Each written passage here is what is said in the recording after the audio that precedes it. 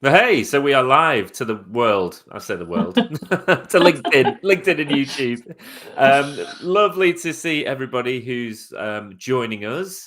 Let us know in the chat if you're joining in. Please say hi as we're going through. Ask us any questions. We'll try and react to those in real time as best we possibly can. This is Working Well TV. You know me by now, Matt Smead, co-founder of the Working Well community. We're joined with a special guest, Ruth Hutchinson. Would you like to introduce yourself? Yeah, thank you, Matt. Really good to be here. And how do I follow your track record, Matt? Track record. Well, well-being guru and all that.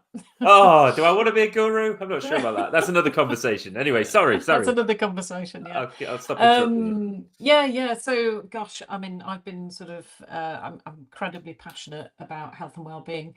I've worked in the health and well-being space over the last 20 years, supporting employers of all sizes in the UK and also globally as well. So I know the challenges from a multinational perspective and sort of cultural differences that, can often be a challenge when you're looking at well-being. And I'm also a qualified coach. So I'm a certified coach, ICF coach. Very, very excited to be supporting lots of different coachees across different employers that are offering coaching to their, not just to their sort of managers, but also from, to their individual contributors as well, which is an interesting area, actually, something I thought we could sort of touch on that. And I also do wellbeing consulting as well. So I support employers to look at sort of evaluating and evolving their wellbeing strategy as well. So yeah, keeps me busy. Nice one. I'm interested. You said that you work globally. Is that just working with global companies based in the UK, or have you actually worked abroad with them? Yeah, so it's mainly been working with multinationals. So, when you've got sort of large enterprise clients, they've got sort of multiple territories, and it's about how do you kind of coordinate, your wellbeing strategy. How do you sort of align across different territories and different cultural expectations, etc. So mainly with sort of large multinationals, I guess, Matt. But I sort of worked a bit in Dubai, which was interesting place. Sort of worked with some wellbeing providers out there, mainly with Dubai Holdings, actually, which is they're really kind of sort of lead the way in terms of well-being out in the region. And they actually have a committee.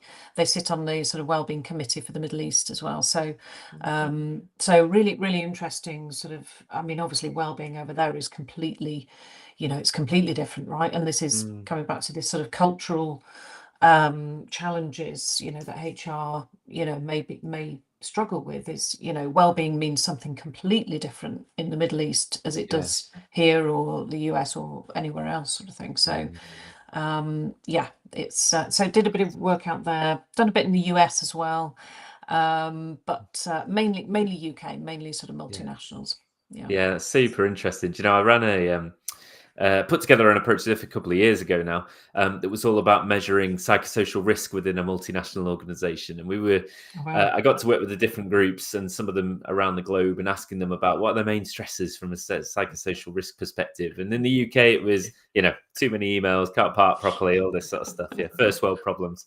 There were a few serious things in there as well.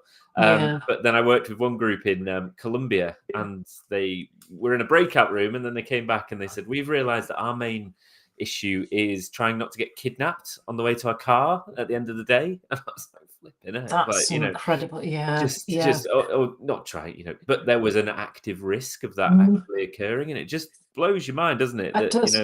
That the wide breadth of pressures and potential stresses and risks that people face.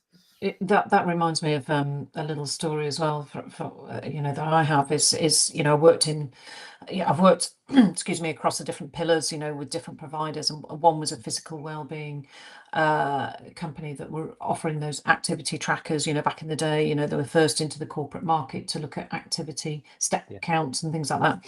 And we were working with an organization in South Africa, and obviously, again, well-being down there is a completely different, a different ball game. It's, it's mainly about disease and prevention, but it's, we were sort of, we did it, we were working with this organization, and they were giving out these devices, but we had to stop giving out the devices because the person that was giving out the devices literally got bombarded. There was sort of, there was a whole load of people that were sort of charging this person because they wanted to take them because they could make money from them.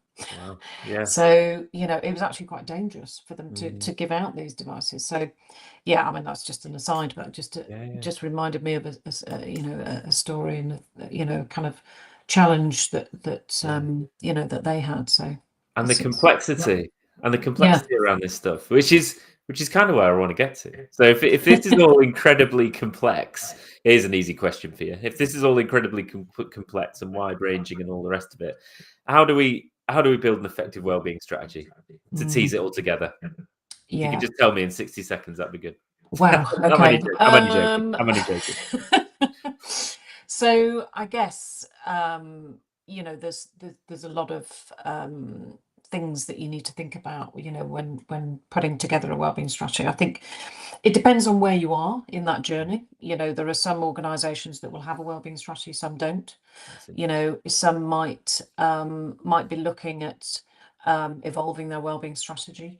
But I think the really key thing, Matt, is if you have a wellbeing strategy, it doesn't mean to say that wellbeing strategy is fit for purpose for now and the next 2, 3, 5 years time. It's really about making sure whatever wellbeing strategy you put in place, there's a framework. There's a really robust framework that you put in place, and you've got to decide how are you going to measure the success of that wellbeing strategy. It's got to be data led. You've got to look at data. And when I say that, you've got to look at quantitative and qualitative data. So it's looking at, different data sets and also in combination. You don't want to kind of look at one data set. You've got to look at, different data sets across that quantitative and qualitative data analysis.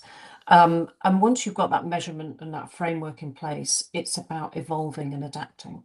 Because the key thing is what a lot of organizations tend to do is they put plasters over things as well. So once they've got the framework in place, they think they've got a great structure in place. That's it, tick the box sort of thing. Wellbeing is done. But actually, people change, cultures are changing, generations are changing, and you've got to be able to adapt to those generational changes and also environmental changes, industry changes, the competition, in different sectors. And it's about making sure that you don't just keep adding benefits, just because more doesn't mean effective, if that makes sense. So I see a lot of organizations where they say, well, we've got a whole range of benefits, we must be doing really well, we're offering this and we're offering that, and we're offering choice, but actually, it's about really understanding what is it that your employees want. And again, coming back to that sort of measurement piece, doing regular surveys, regular employee listening surveys is really important, because your employees will tell you what they want. And then it's about adapting your strategy and introducing benefits that really add value, to your employee base, not just, oh, let's keep adding because we've heard we need to put this in place. There's a trend here. There's a new benefit over there. We need to put that in because we need to be competitive, or we need to be.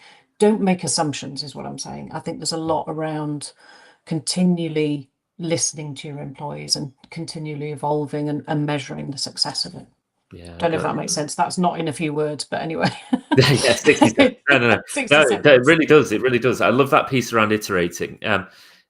Difficulty, there's a balance there, isn't there? I like the way that you framed it as having a framework, but then iterating within that. The reason why I'm saying this is because I was involved with a large kind of public sector organization and helping them to put together a wellbeing strategy. This is many years ago in a previous role, actually. Might be a decade ago. God, that's a long time. But they were putting this strategy together, and they had a 10-year wellbeing strategy, and we were blown away that they were looking forward 10 years. And all the benefits that come with that, and the main premise behind it was that actually you can't do everything all at once. No. So they looked at the data and they said, right now, the most important thing is, I don't know, psychosocial risk, or maybe it's more specific, like let's look at demands. And demands is the most important thing this year. That's not to say that smoking cessation or weight management or something else related to people's well-being doesn't matter, but not as much as this does right now. And we're going to come to it down the line. I then had the opportunity to speak with the person who created that wellbeing strategy several years later on the podcast when I was interviewing them. And they actually said that they felt that they'd been too ambitious with this 10-year, and it became a little bit restrictive, and they wished that they'd done 4 or 5 years rather than 10. So yeah, it's interesting, this balance, isn't it? That you need to have a broad framework and a roadmap to kind of give you some direction, and so that you don't try and just do everything right now. Yeah. But there is also a risk that you could go too far, and if it becomes too restrictive, it's like, right, we really need to stop people smoking, and it's like, well, wait until 2028 because it's in the plan. Absolutely. Absolutely. Well, I mean, just that sort of feeds into some of the work I was doing, when I was working with Mercer. It's working on, with HR directors on their people strategy, and benefit strategy. And it's really, I mean, it just blew my mind that there were so many companies that perhaps hadn't reviewed their strategy for 5 to 10 years. And they're sort of saying, well, what are we doing wrong? What are we, and that, like I say, there are some that will be saying we've added this, and we've, changed our policy and included flexi, working, etc. What are we doing wrong? And again, it comes back to, you can't just rely on, the framework that you put in place at the start of, developing your strategy. It's about continually iterating, as you say, Matt, which is really important. I'll tell you, this was interesting. I was working for a large multinational global organization. They've got 200,000 employees, very, very complex to navigate, and lots of different departments, territories, all sorts of, challenges around how to really kind of work out what their strategy is across the globe. And they were one of those organizations that had a lot of benefits. They're not short of budget, and it's a big brand and all of that sort of stuff, but they had a really high, their retention was not good, and they were losing people, and people were disengaged. And you kind of think, what and they were asking, what we're doing wrong, how do we, what's the problem? And it turned out, we did a whole audit on their benefits and looked at, where they sit in terms of benchmarking, in terms of their competitors, etc. But it actually turned out they were just not listening. They were not listening to their employees. There was a lot of transformation going on. There was a lot of movement at top management. So there was lack of transparency. People were worried about that. There was a lot of kind of, conversations at the water cooler, and, people getting nervous, so they're leaving the business.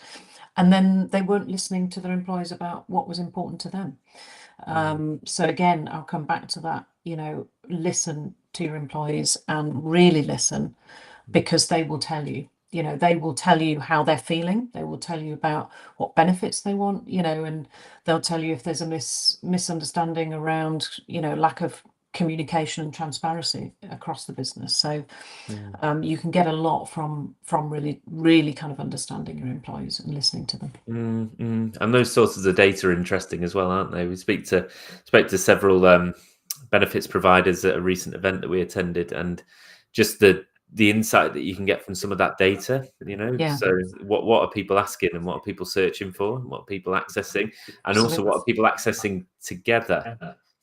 So I'm accessing something around financial well-being, and then the next day I'm accessing something around depression, anxiety, and it's not too far a jump to kind of say, well, it sounds like that thing that they're having a look at is having an effect on their mental health. Absolutely.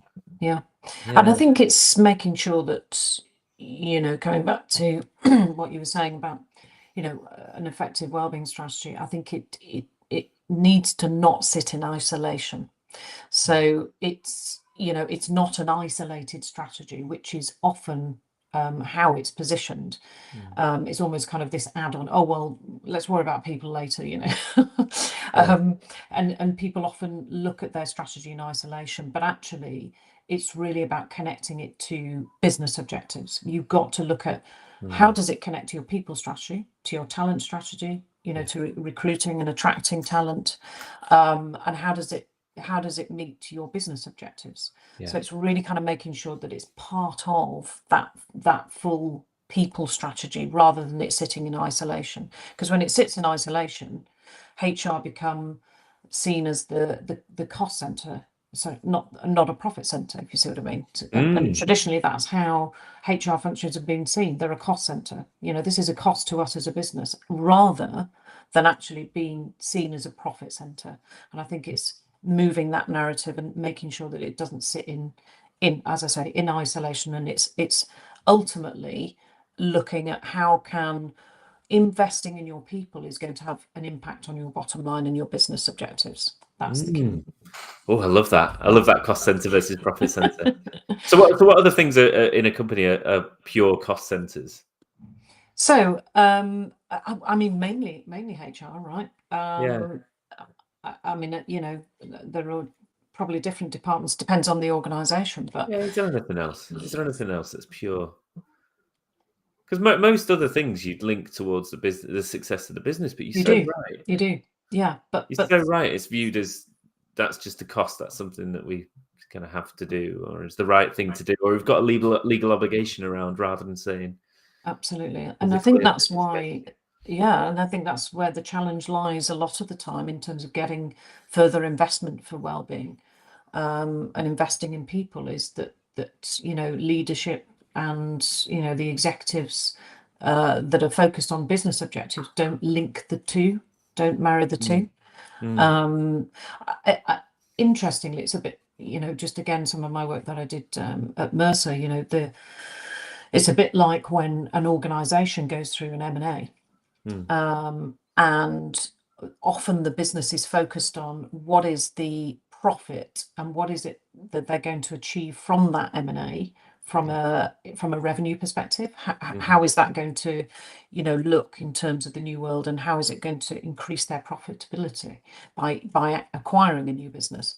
But what often happens is, as part of that acquisition team, HR are left out. So then what happens is the people are an afterthought. So the business is so focused on profit. We've got this, we're acquiring this new business. Brilliant. We're going to be in, we're going to sort of increase our profit margins by X, Y, Z. But then what about the people? And that's where during an M&A, a lot of organizations see people suddenly leaving because people are left saying, hang on a minute, this wasn't the organization I joined, what's the new world look like? What are the benefits? What are the, and so there's a big gap there as well. It's just thinking about how businesses and leaders focus their energies on the sort of profit rather than the people, because ultimately it's the people that will drive that anyway. I love that because we can talk about specific measures of that and how you collect the data and all the rest of it, but fundamentally there's a mindset shift required there, isn't there? I was talking about this recently about this: do people actually think it matters? Because if fundamentally they don't, then they're not going to invest in it in the same way that they might invest in another part of the business. And as you and I know, I know where it's the most important thing, right? If you're acquiring a business, sure, they might come with a brand and some products and this sort of thing and a client base, but actually, if you don't have the people who are working there, you're not getting a huge amount of the value that you're buying. You lose. Yeah, and there is loads of evidence, Matt, and I'm sure people will know this, listeners will know this, that there's lots of research out there, but there is, companies that do, engage with employees and put in place a robust wellbeing strategy are more profitable. I think it's Gallup that's got data. It's 21%, are more profitable. So they're showing profitability based on the fact that they're putting in they really care about their employees and they actually do invest, in the right way.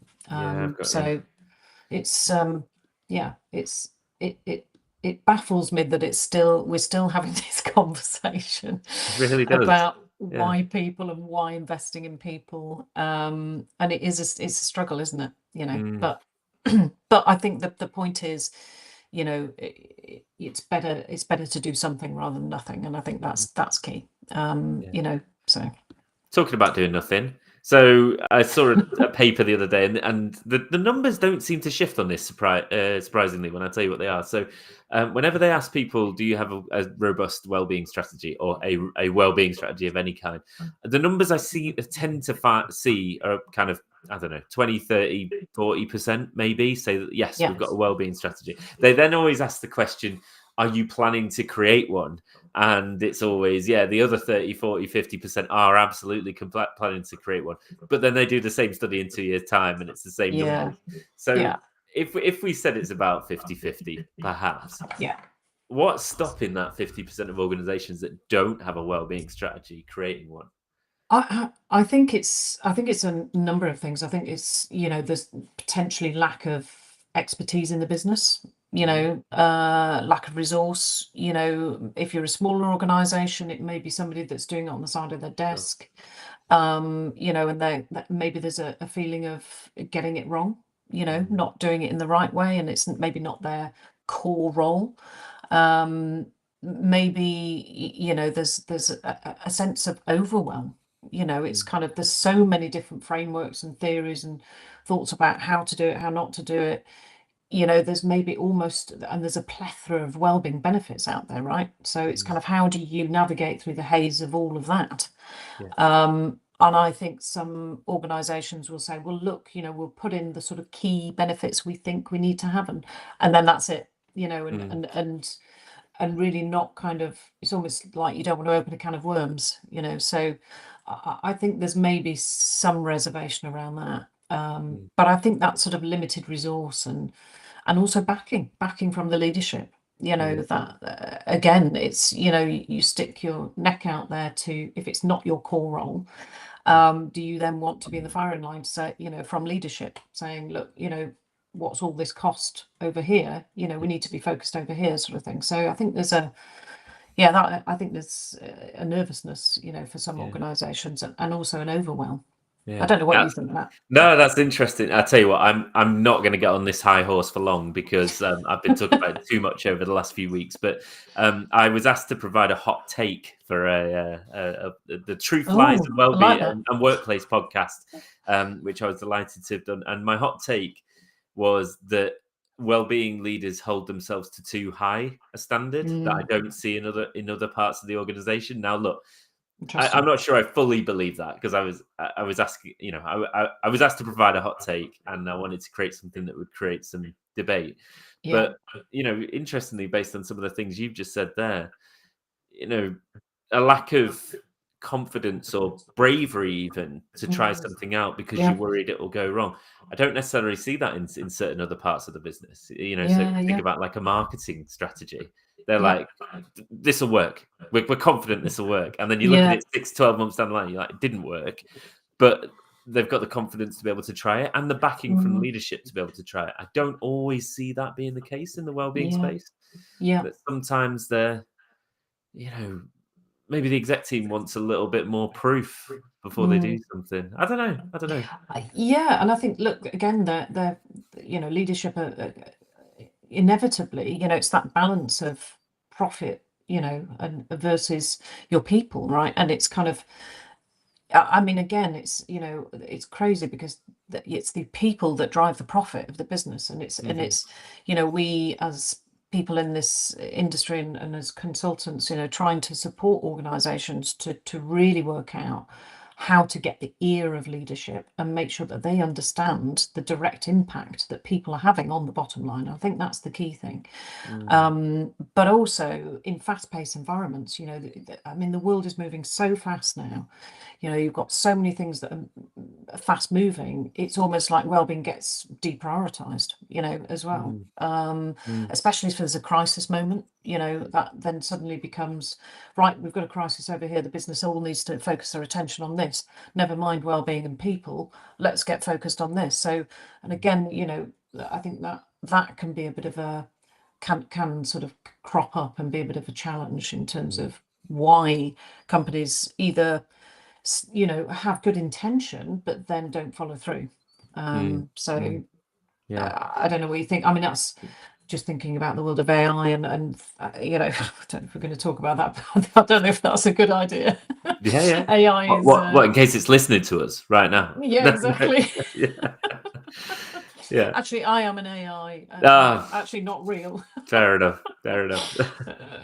But do you know what I mean? I think the world is moving so fast. It's kind of like, we as human beings generally are just trying to catch up. So, but yeah, I think that can often divert businesses' attention because there's other things that they need to focus on and move quickly as opposed to bringing people with them.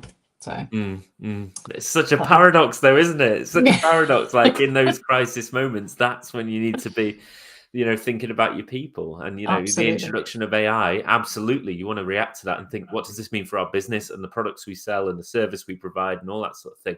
But I would also be thinking, what does it mean for our people? Are they worried that they're going to lose their jobs? Can they use it to make their jobs easier? It should go hand in hand. But you are right.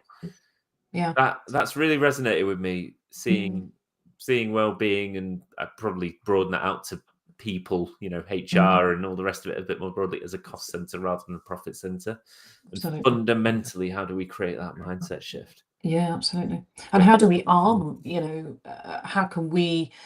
I say we, people in the wellbeing industry or consultants or whoever, how do we arm wellbeing leads, HR directors, benefit leads with the right information, the right support and tools to be able to help them, build that business case, I guess. And that is a, I mean, it's crazy that we're still in that, age of trying to build a business case to support your people. But I think, that is the case, right? So it's, and I think we're still in that age where there are a lot of organisations that, and maybe that is a barrier, Matt, as well, for some organisations. They just think, well, I don't have the time to build a business case. I don't know what needs to go in there. I don't know, where do I start? It's that sort of thing. So maybe that's where there's a, and even if I did it, it's going to take a lot of time, and leadership may just say no anyway. So I don't know.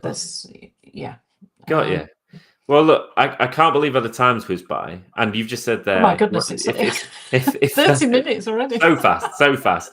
But the good news is, if people want to hear more from you and learn a little bit more about how to build a great business case, you're running a webinar, right? Here's a nice little segue. Well, I am. I mean, I say I'm running a webinar. Zest, the Apache group, are running a webinar, and I'm going to be joining them, joining lovely Joy War, who's one of their lead consultants, on a sort of bit of a Q&A conversation, very informal as well. But anybody that wants to sort of join and listen in and hear a bit more about sort of my thoughts and Joy's thoughts about how to tackle wellbeing and evolve your strategy, then yes, I am doing a webinar. Thank you for the plug. Yeah, there you go. And then there we go. The QR code. You can literally scan the QR code and it'll take you through. People can sign up for it. It's free, right? It's free. It's free. It's a full hour. It's not half an hour. I'm not It's an hour. Not asking you to jam 45 minutes. 35 minutes. Yeah. So hopefully, if today's been a little bit of a good insight, which I think it has, and you think I need to hear more of what Ruth's got to say, then that's an amazing place to go next. It's been really interesting. I mean, how much can you cover in half an hour? How much can you cover? There's so many things, right? There's so many things in terms of, but I think there's been some key points here around, the importance of a wellbeing strategy. I loved your piece around making it iterative. That's been a real kind of light bulb moment, the cost center versus profit center for me. That's something that I'm definitely going to put more thought into. Then there's that building the business case, which, like you say, you'll talk a little bit more about, I'm sure, on the absolutely the webinar. When is it? Sorry, 16th. So it goes live. I think it's the. Let me just have a look. Here we go. No, this really. Yeah, it's 16th. 12 o'clock. 16th. That's the one. That is the one. But yeah, I mean, so much to talk about, Matt. I mean, there's, you know, all sorts around sort of the pressures on the NHS as well, and new government rights bill that's coming into play, you know, that organisations need to think about how they're going to sort of adhere to those kind of new policies and stuff. So yeah, we'll be talking about lots of things. So yeah, thanks for the plug. Nice one. And thank you for joining Thank you, me. Matt. I appreciate it. It's Have been a lovely great. day. Enjoy the sunshine. You too. And I'll see you soon. Will do.